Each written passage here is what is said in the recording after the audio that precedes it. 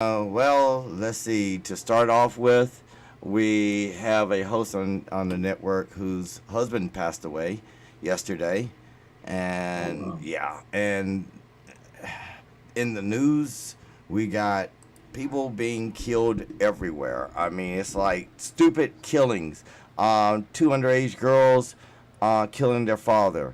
Um, Here in Maryland, we got a woman that's that was this 14 well girl 14 years old being murdered by three.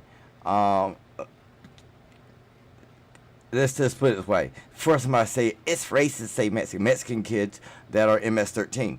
Um, we got news reports out the yin yang of people around the country being killed.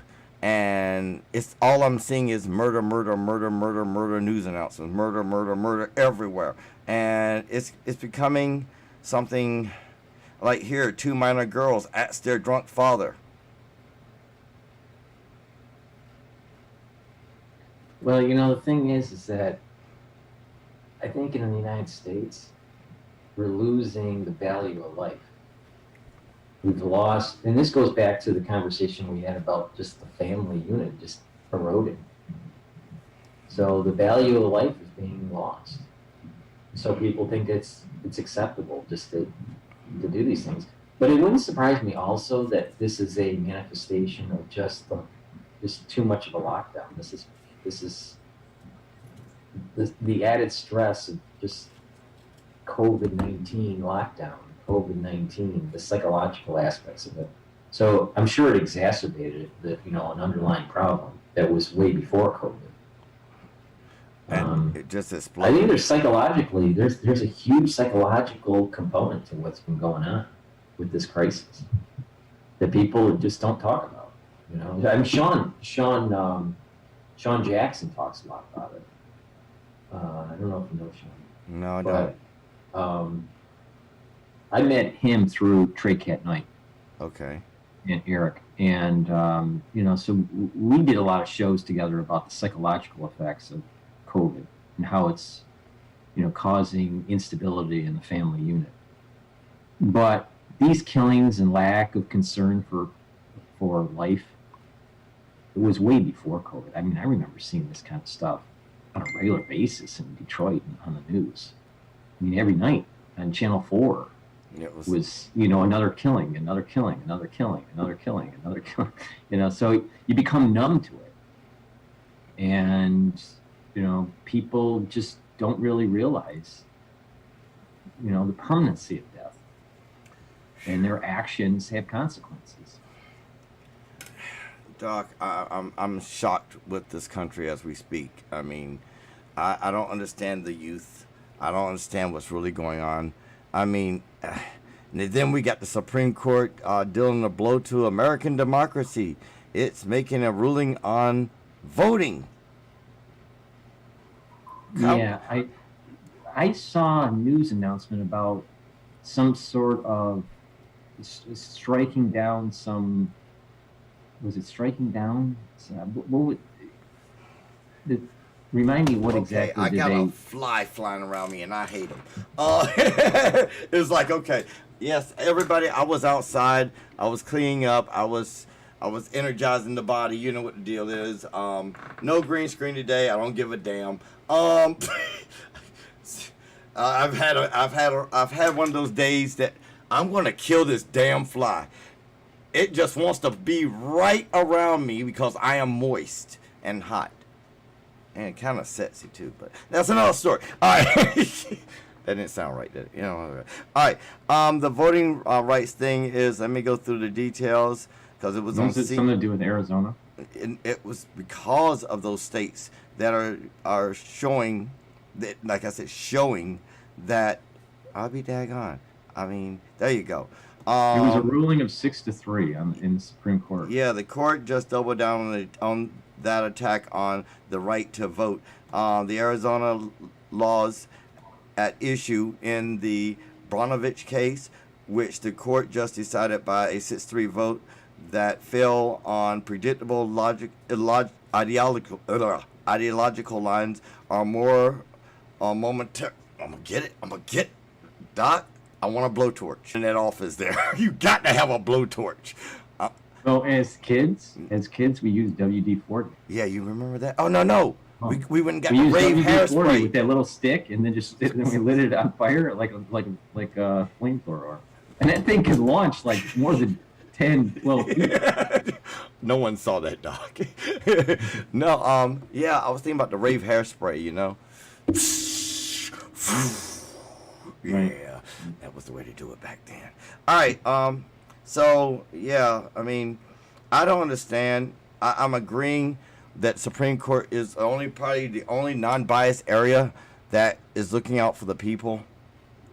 Then we got, Trump's CFO is being indicted. He's in jail, going to be released, of course, bail. I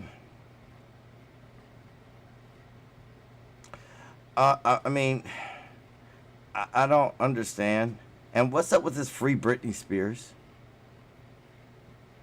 Well, I don't follow Britney. I don't follow her either. But my understanding is that her father is the guardian or has conservatorship of her wealth.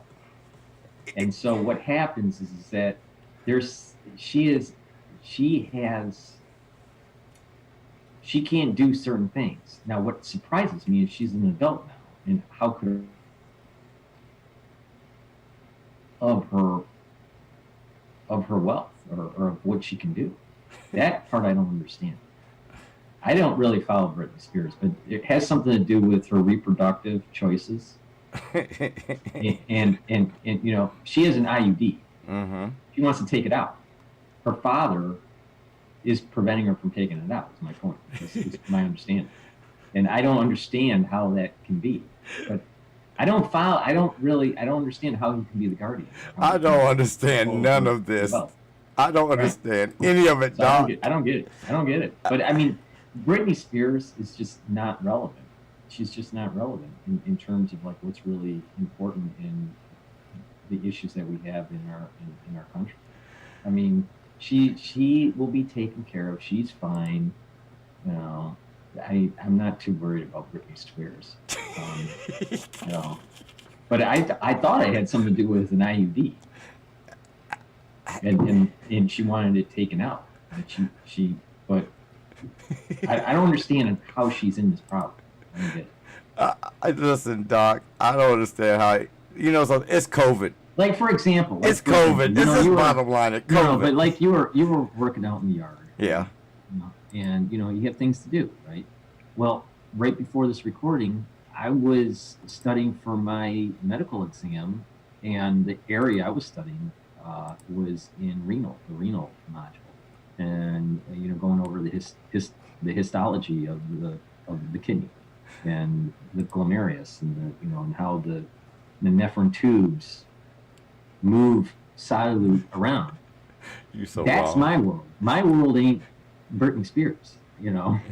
My world is kidneys. Kidneys. Right, so, I mean, it just renal systems. So the point that I'm making is these celebrities, they think that their life is everyone revolves around them and that they're so important. And the reality of the situation is they're not important. Pick one celebrity as they age, where they become still important. They usually just fade off into away. the sunset. Does anyone really care about, let's say, Charleston Heston? No. Now he's dead now. He's dead. He ended up getting Alzheimer's before he died. But this guy used to be Moses. Yeah. Right? Right. He was one of the biggest actors ever. Yeah. Well, when he was just about ready to pass, no one really cared. No one cared. Even Sinatra.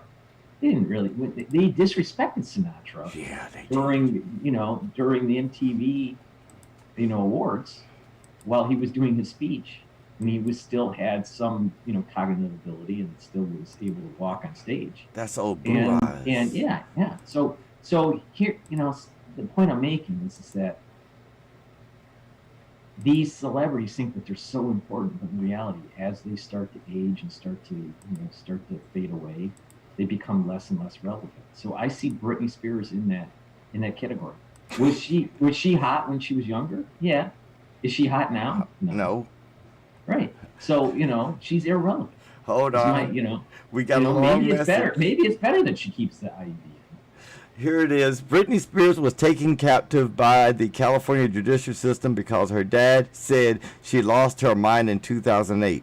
She was depressed and having psychosis. It was supposed to be temporary. This woman has been working, has been functioning, but these people own her. She cannot live her life. This has been going on since she was a little kid. Well, she was with Disney, right? Was she part of Disney? I thought she was part of Disney. I wondered too. I don't know if she was part of Disney, but I do know that she became a very, very successful, musician or singer, dancer, singer. Young. I mean, when she was still in high school. So I mean, this woman was a multimillionaire before she graduated high school. Yeah. Well, hold on. Let me finish. Her dad has been profiting off her since she was too young for the Mickey Mouse Club. Yep, she was a Disney girl. Let me explain that one to everybody. Disney owns you when you were a child. There are certain things you cannot do. And if you continue the Disney contract when you get older, they still own you. There are certain things you cannot do. Okay, she was raised to be a star and has been gutted and drained of all life. That's from Lindsay. She has been crying out since youth. I completely disagree with your friend. I mean, should she be able to have her own reproductive rights? Yes. Did she probably have a psychosis breakdown because of the stress of the industry and and being programmed at such a young age, being part of the whole Disney network and all that? Probably. I don't think that stardom is healthy. That's the thing, especially childhood stardom. No. Almost Shirley Temple. Almost all these children have problems. Shirley Temple. Yep. She had a big issue. Or that Home Alone kid. Oh God, yeah. What's his name? McCulloch or something like that. Yeah. So he's a nutcase too. But the thing is that they all have a tendency to just crash and have substance abuse problems and so. Okay, so she had a psychological breakdown, and then the father used that against her. She probably doesn't have a psychological breakdown now. I think she's probably healed through that.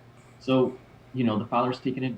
The way I'm seeing it is the father's probably taking advantage of the situation. Right, but the thing is that the larger picture isn't what's going on with Britney. The larger picture is shining a light on society and why are we so obsessed with early stardom? Why are we so obsessed with celebrities? This country is so focused on the NBA star or the Hollywood star in New York, it is not uncommon to be walking down a certain street, let's say in Lower Manhattan, and see a film being made. Right. I've seen George Clooney. I've seen Al Pacino. Yeah. I've seen tons.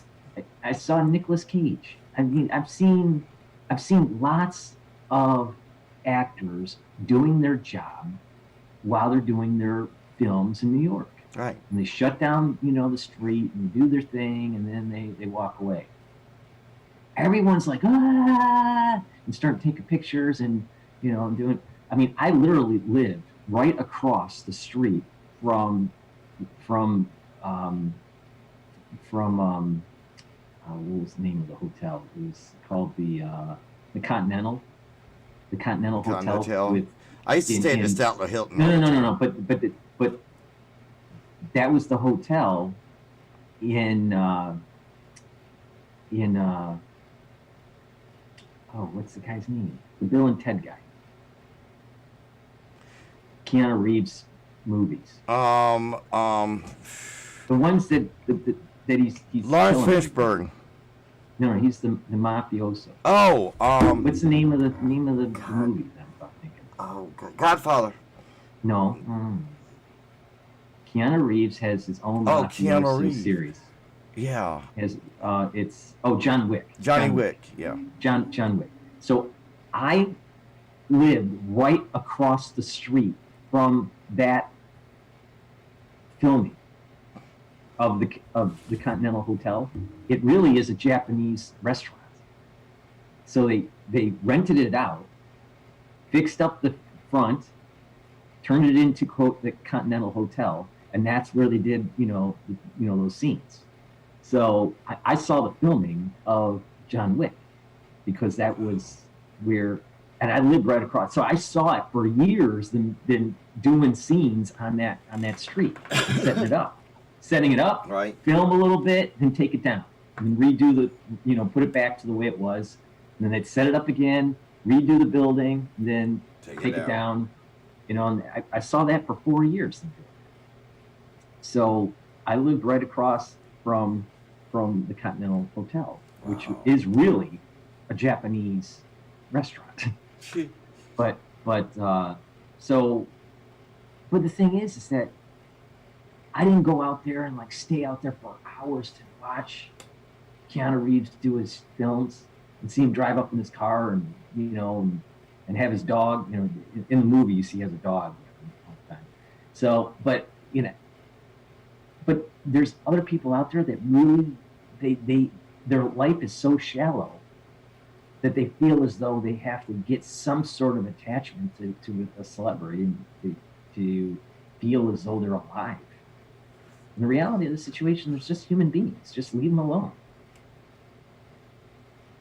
That's my take on it. I mean,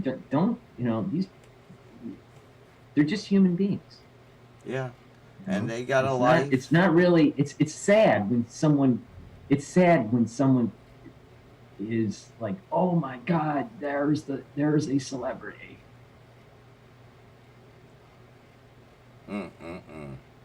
I mean, that's another issue.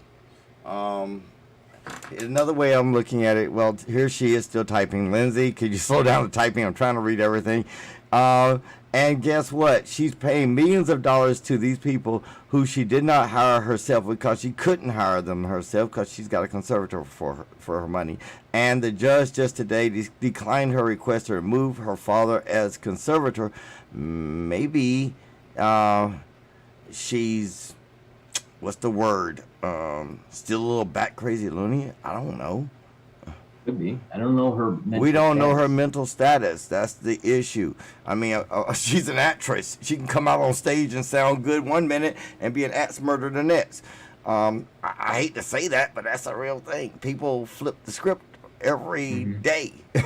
I mean, flip the script. We need, like I said, anybody out there know Brittany? Let's get her on air. Dr. Paul love it.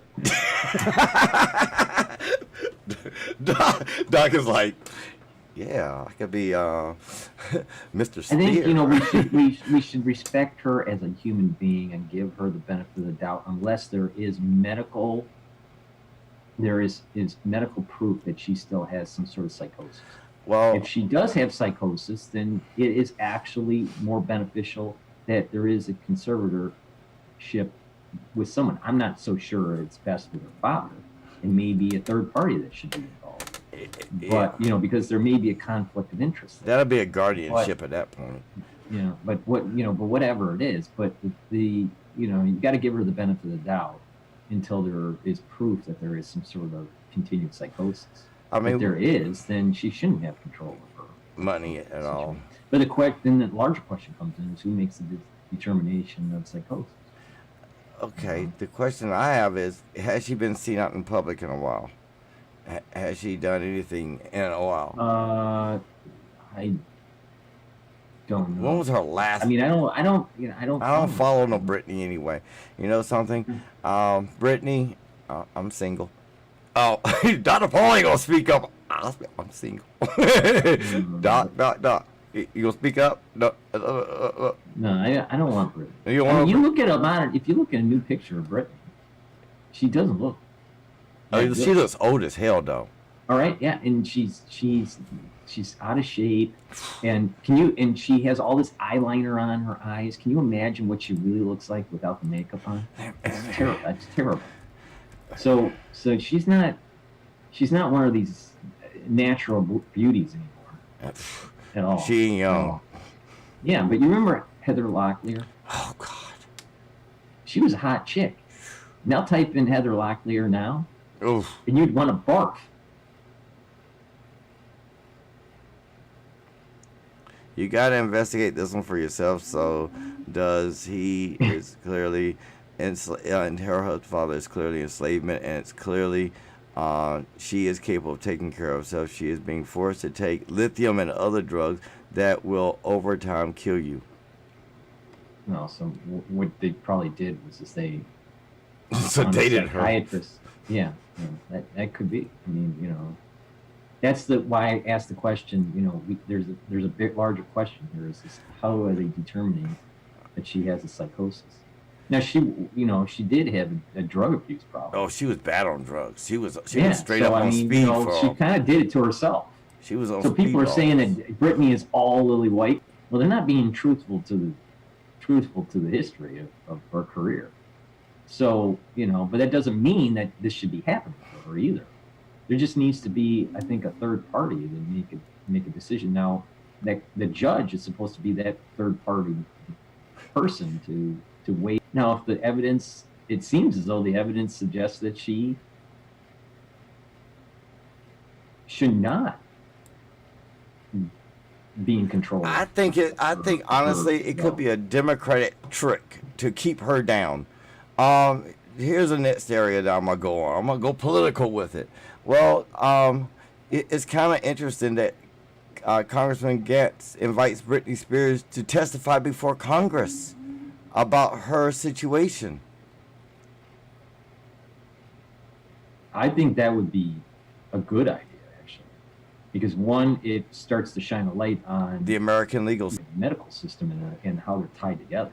Like, for example, let me give you an example.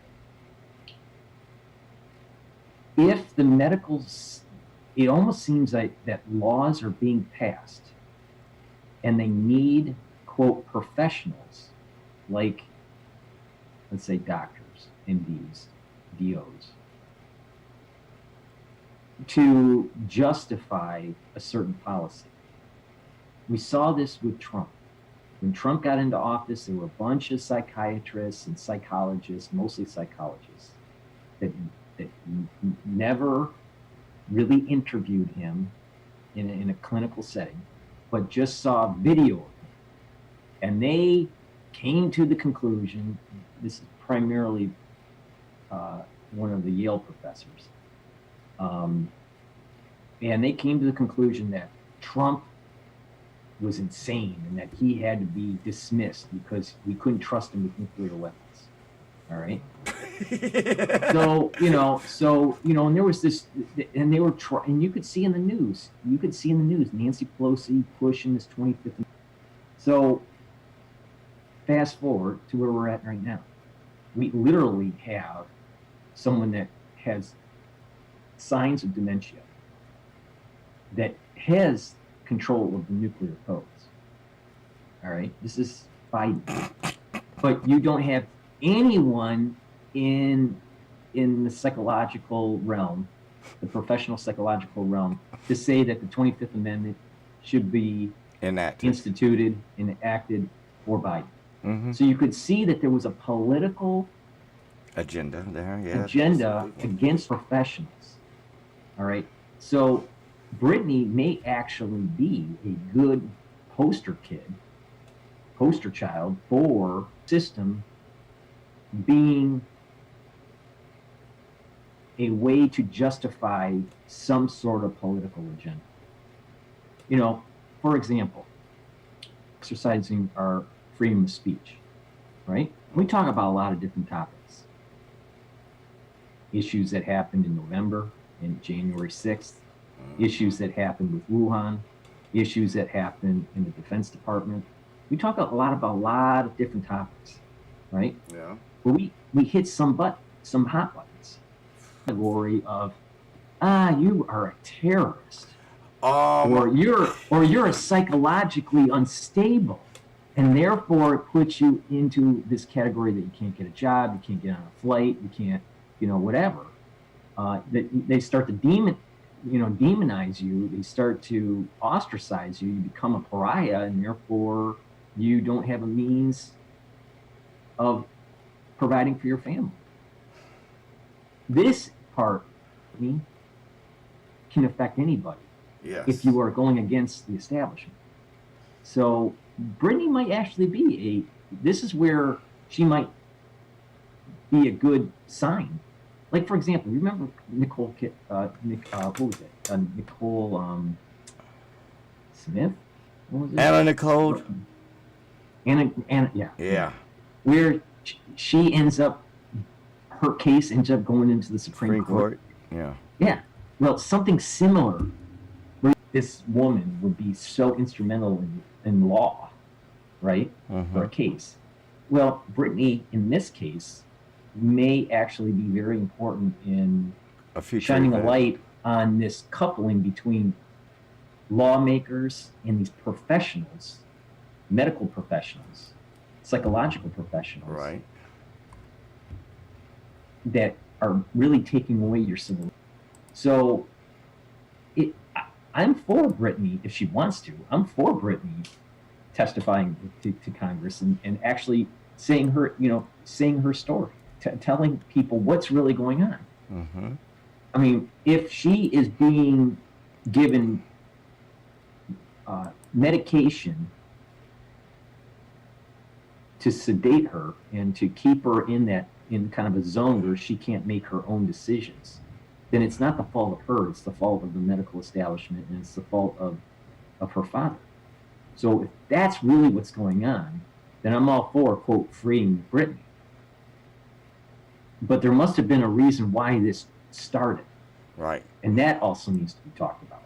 But she may be at a point where it's time for her to be, quote, freed from this establishment. It's very dangerous when you have the medical establishment working with lawmakers. Because what happens is that you have this kind of technocracy that takes place. You got these technocrats that say, well, that's what basically it is. Yeah, that's what they are. You have a technocrat thinking that they are an expert within their domain, and therefore they're going to dictate you what your civil liberties are.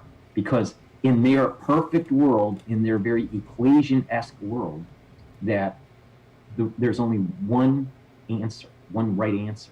This is the problem that we had with the medical establishment in dealing with COVID at the very ordinances or weapons of destruction, such as explosives, they destroy land, they destroy the nature. A bioweapon would be just so clean until it spreads to your area.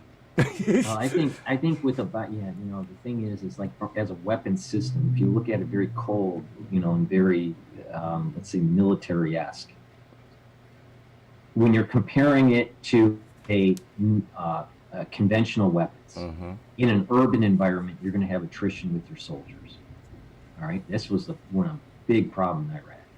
All right, you can't radiate it because it's going to be radiated for eons, right? So there's going to be that problem.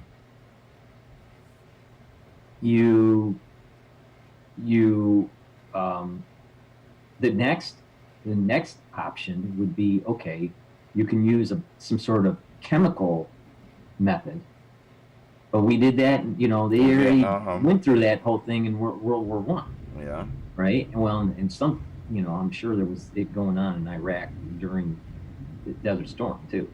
But okay, so, and even Saddam used chemical weapons that we sold to him. To Chemical use Ali. it against the Iranians. Hold on, his name was Chemical Ali. Right. Yeah. I don't know, need my chemicals. Right. So right. So, even in modern times, in the 80s and in the 2000s, in Syria, there was chemical weapon dropping on a society, right? Now, but it's it's not targeted. You know, you drop the chemical, and okay, Like all God right, sort them you out. know, and it's kind of random, right? What's going to happen, and it's not long lasting. It will affect the lungs, and then you expire, right? All right, now what's a little bit more kind of like covert? You spray the environment with one of these quiet drums, Mm-hmm. and it drops it in the city, and you're using the R0 or the R0 value of that pathogen, you just spread across that society and let people get infected. It's new, it's novel, so there's no treatment for it.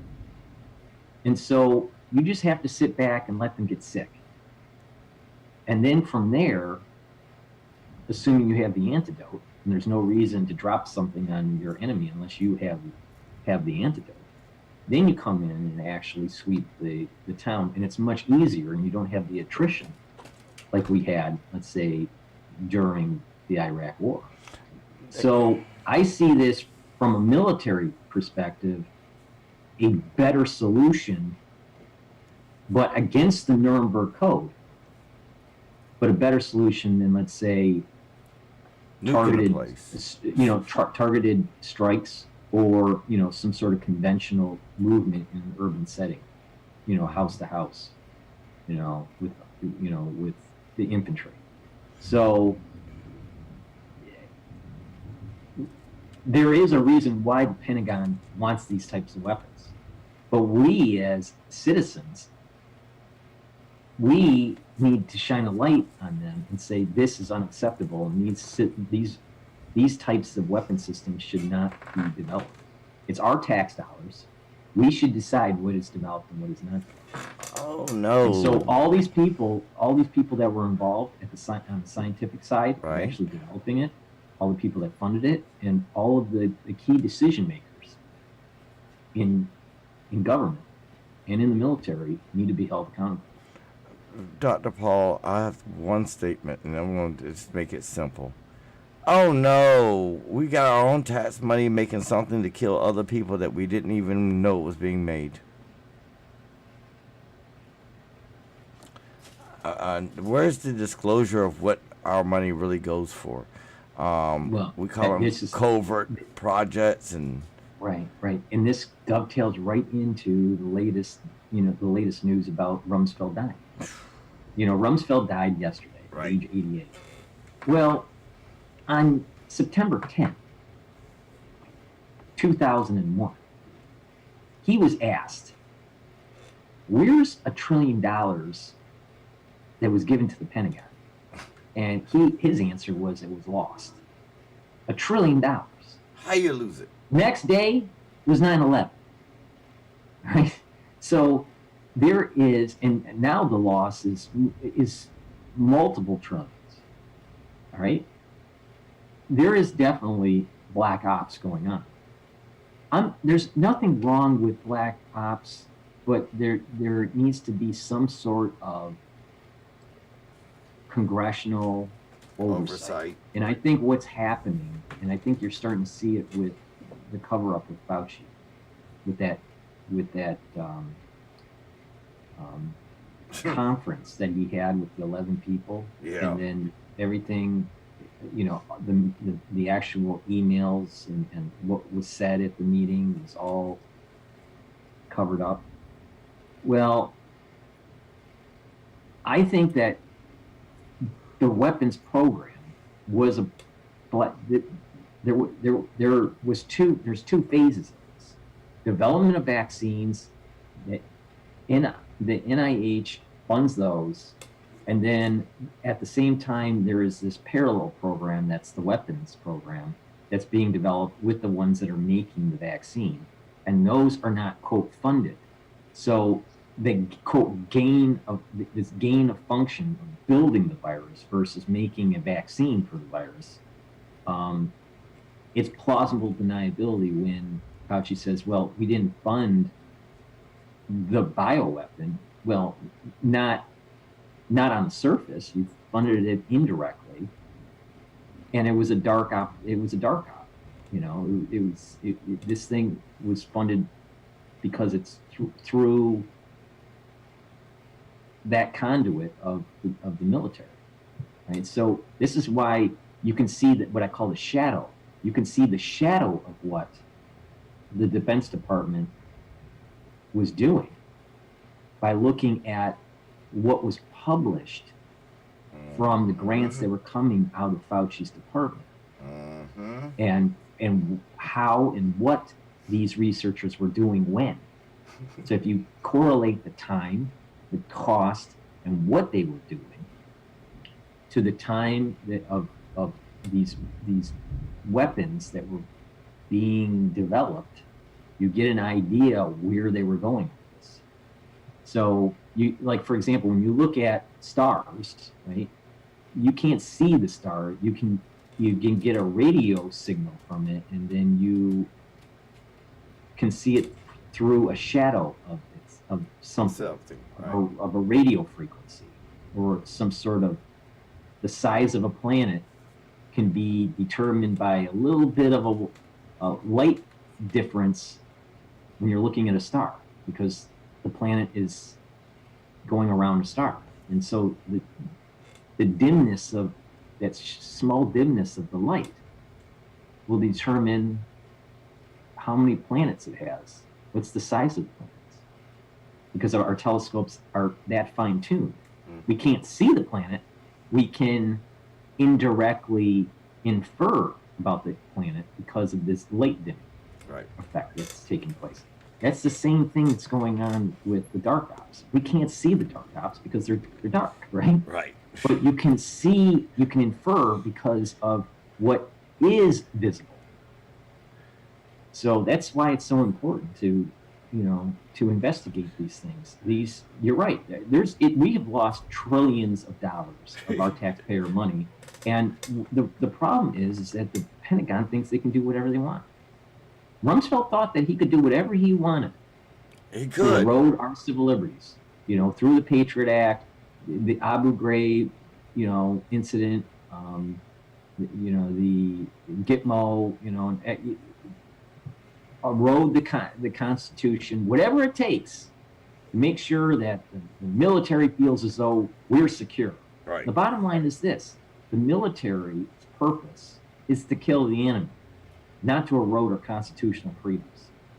If they can't do their job without eroding our constitutional freedoms, then we should disband the military, because our constitutional freedoms are more important than the military. I mean, if any, think about it. Think about what's going on in the media right now about wokeness in the military and certain books that have to be read, and this critical race theory and all this. Okay, got another one. They're pushing the critical race theory and wokeness and gender, gender bending and gender changing. Yeah, right? whatever they give it in new the names. military, and they're not, and they don't want to really talk about the real issue: stealing American taxpayer money, and funneling it into these dark operations that no one has approved. There's no light on what they're doing, and they are eroding our constitutional freedoms under the disguise of, we need to secure the country. We need to be safe. We need to maintain our constitutional freedoms. Right. Live dangerously should be our rallying cry, right? Live not dangerously. Live in tyranny. It's safe in tyranny. Right. But Dr. Paul, here's a question that came to us. Tell me why Barack Obama and Fauci were touring the same Wuhan, China vaccine lab on 12/2/2014, just 6 years prior to this huge pandemic. And I'll tell you right now. Can I finish it? So I can get this all in one breath. And now all information about what they were doing there has been frozen by the government. As soon as Biden became president, the information was there when Trump was still president. Mm-hmm. Well, the reason why there was the tour was that at that time they were quote on the surface shutting down gain of function research in the United States and outsourcing it to Winnipeg, and there's a laboratory in Wuhan that's P4. So there's a BSL-4 in Canada and a P4 in China. So they were touring it for that. Not only that, P4 got most of the work because Dr. Shi is from P4. The one Batwoman that started this whole thing came from P4. Right. So right? Just like a lot of the weapon program that deals with coronavirus is in Barrick's laboratory. So when we talk about the 5 cocktail, his laboratory with Sims, Dr. Sims, was dealing with influenza and HIV vaccines. Hold on. So, right. So, okay. So let's think about this for a second. They were creating. So to answer the question before I go off on a tangent, they were touring the facility because they were doing. They knew that they were going to outsource and offshore to P4 because of Dr. Shi. Why was the information hidden? Well, the other information is hidden is because the Chinese don't want to be considered at fault for the release of what they were a part of in the development. So now, what I think that Trump made, what the didn't ask, which is very important to ask, is Trump knew that there is a weapons program. Right. There's bioweapons program. Why didn't he go to the American public and state that there's a bioweapons program that the United States was a part of, that there was co-development with the Chinese? That's too much disclosure. And the virus is a CCP USA virus, and that we're going to shut the bioweapons program down. Instead, what he did was he created the P3 framework, where there was more to get approval for gain-of-function research.